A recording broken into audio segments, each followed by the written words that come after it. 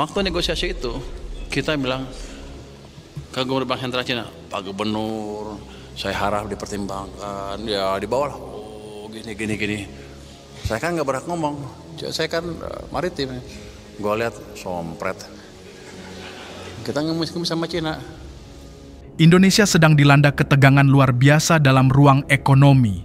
Di satu sisi, kita sedang bersiap menjadi kekuatan ekonomi regional, tetapi di sisi lain, ancaman terhadap stabilitas ekonomi negara kita semakin nyata. Menteri Keuangan Indonesia, yang biasanya dikenal tenang, kini meledak. Sompret, itulah kata-kata keras yang terlontar dari mulutnya saat berbicara dengan Gubernur Bank Indonesia. Apa yang membuat beliau sedahsyat itu? Semuanya bermula dari kebijakan yang mulai diterapkan dengan harapan tinggi, Local Currency Settlement atau LCS. Sebuah kebijakan yang bertujuan untuk mengurangi ketergantungan Indonesia terhadap dolar Amerika dengan memungkinkan transaksi internasional menggunakan mata uang lokal, dalam hal ini yuan Cina. Namun, apa yang diharapkan menjadi keuntungan malah membawa ketegangan luar biasa. Dengan LCS, Indonesia membuka pintu yang lebih lebar bagi mata uang yuan untuk masuk lebih dominan dalam transaksi perdagangan internasional. Yang terlihat sebagai langkah pragmatis dalam menghadapi globalisasi, ternyata menjadi bom waktu. Rupiah, mata uang yang selama ini dijaga dengan hati-hati oleh pemerintah Indonesia, kini mulai terancam oleh kehadiran yuan. Menteri Keuangan yang selama ini berfokus pada penguatan rupiah dan pengendalian inflasi merasa bahwa langkah LCS justru memperburuk posisi rupiah.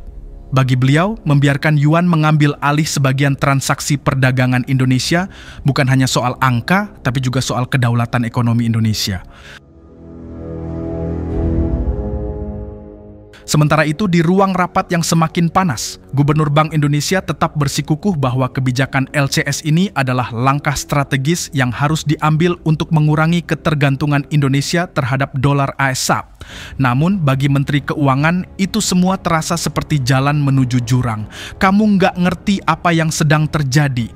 Teriaknya, yuan bukan sekedar mata uang, dia adalah senjata ekonomi yang bisa membombardir posisi rupiah.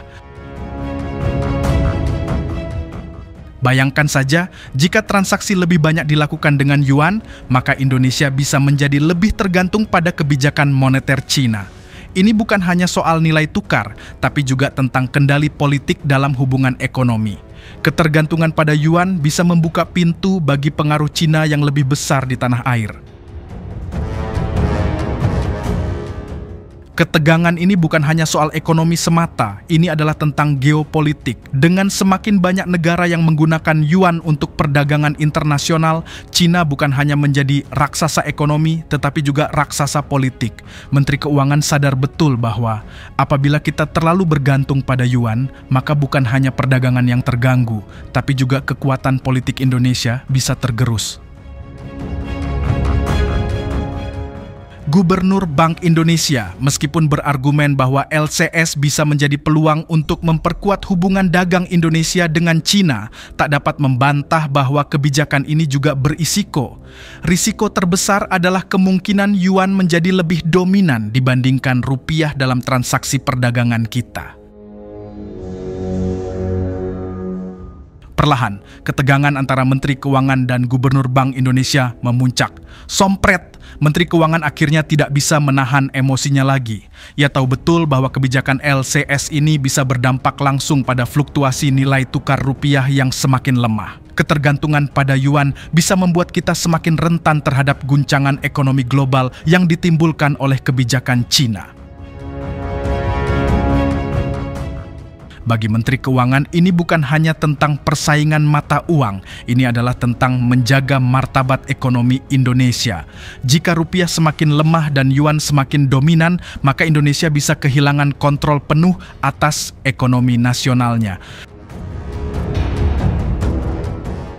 Meski terjadi perbedaan pendapat, situasi ini menunjukkan bahwa ada pertarungan antara dua kekuatan besar dalam kabinet.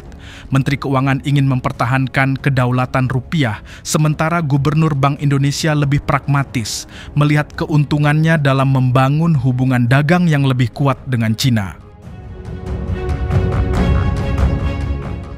Tapi dalam diskusi sengit itu, Menteri Keuangan tetap berdiri teguh. Saya tidak akan biarkan yuan merusak semua yang sudah kita bangun. Jangan sampai kita jadi boneka ekonomi Cina. Begitu kata-kata yang keluar dari mulutnya. Kamar rapat itu dipenuhi ketegangan yang sangat nyata. Menteri Keuangan kemudian mengusulkan kebijakan alternatif untuk memperkuat posisi rupiah, salah satunya dengan memperkuat kebijakan moneter dalam negeri dan mengurangi ketergantungan terhadap utang luar negeri dalam dolar Amerika. Namun Gubernur Bank Indonesia tetap berkeras bahwa strategi LCS adalah cara untuk mengurangi volatilitas nilai tukar yang sering dipengaruhi oleh dolar. Namun Menteri Keuangan merasa bahwa jalan ini terlalu berisiko. Jangan sampai kita kehilangan kendali atas ekonomi kita hanya karena terlalu ambisius mengejar hubungan dagang yang lebih dekat dengan Cina, katanya dengan tegas. Perdebatan ini bukan hanya terjadi di ruang rapat, tetapi juga mencerminkan ketegangan yang lebih besar di dalam politik ekonomi Indonesia. Seiring berjalannya waktu, akan semakin jelas bahwa kebijakan ini bukan hanya soal angka atau statistik ekonomi, tetapi soal pilihan besar yang akan menentukan arah Indonesia ke depan. Menteri Keuangan memperingatkan bahwa ketergantungan pada yuan bukan hanya tentang fluktuasi nilai tukar, tetapi juga tentang memperkuat pengaruh Cina di pasar domestik Indonesia. Ini bukan hanya soal ekonomi, ini tentang siapa yang memegang kendali dalam ekonomi global, kata beliau. Apa yang terjadi di Indonesia adalah cerminan dari perubahan besar yang terjadi di dunia. Negara-negara besar seperti Cina tidak hanya mengejar kekuatan ekonomi, tetapi juga kekuatan geopolitik. Dengan yuan yang semakin kuat, Cina bisa memperkuat cengkeramannya atas negara-negara seperti Indonesia. Namun ada yang melihat ini sebagai peluang. Gubernur Bank Indonesia melihatnya sebagai jalan untuk meningkatkan efisiensi dan memudahkan transaksi perdagangan dengan negara mitra tanpa harus melalui sistem yang didominasi oleh dolar. Namun bagi Menteri Keuangan, jalan ini tidak bisa diteruskan tanpa mempertimbangkan konsekuensinya. Ini bukan hanya soal mempercepat perdagangan, tapi soal mempertahankan kemerdekaan ekonomi kita. Dengan penuh keyakinan, beliau berkomitmen untuk tidak membiarkan yuan mengambil alih. Ketegangan ini mungkin hanya permulaan. Indonesia harus mengambil keputusan penting dalam menentukan arah kebijakan ekonominya ke depan.